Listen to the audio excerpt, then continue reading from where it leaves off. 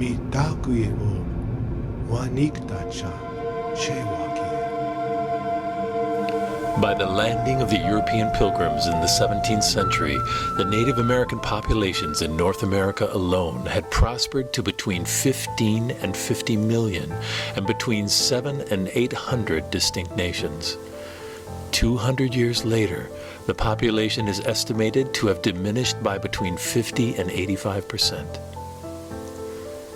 In 1492, when Christopher Columbus's journey inaugurated the largest colonization conquest in history, natives in North America made up 100% of the population. Today, an estimated 5 million Native Americans represent only 1.9% of North American population, making native genocide and displacement by war, forced relocation, and disease the largest in human history.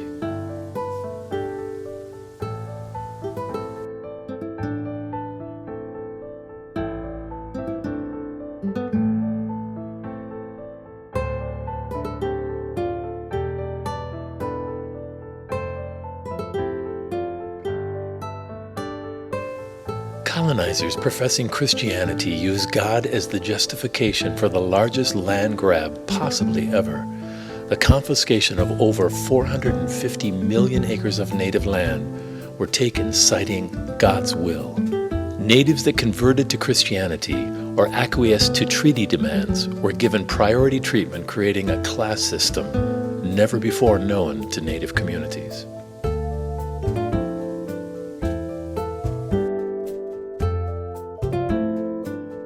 The United States government negotiated 800 treaties with hundreds of Native nations.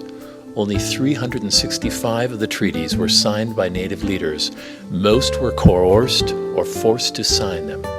By the middle of the 20th century, every one of the 365 treaties had been broken at least once by the American government. The forced relocation of Native nations to the 280 reservations remains today largely unquestioned, unaddressed, and is solely the cause of virtually every illness and affliction in Native communities, from alcoholism to domestic violence, from depression to obesity.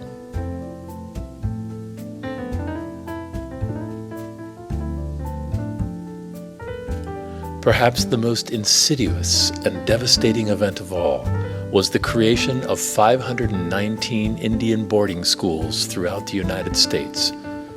The motto of these schools was, "Kill the Indian, save the man." Native children were taken from their families as young as 4 years old, placed in boarding schools, and subjected to physical, emotional, and mental abuse, corporal punishment, and worse. Generations of Native youth systematically alienated from their families and cultures were permanently traumatized. Thus today, thousands of Native families suffer from the effects of intergenerational trauma and post-traumatic stress disorders, addictions, and depression. While European colonizers such as Columbus are either credited with America's discovery or, when not, are celebrated for their exploits, the true ancestors and miraculous discoverers of America remain dishonored and largely unrecognized. And so we pause. What sort of spirit must be present in a people to be able to rebuild their families and communities from such a legacy of hardship and suffering? What can we as non-natives learn from a people who have suffered so much for so long, and today offer the balance to a world tied to exploitation, materialism, and individualism? If we listen, we will hear the drum, the call of the ancestors, and maybe find justice and healing ourselves in the world of the circle.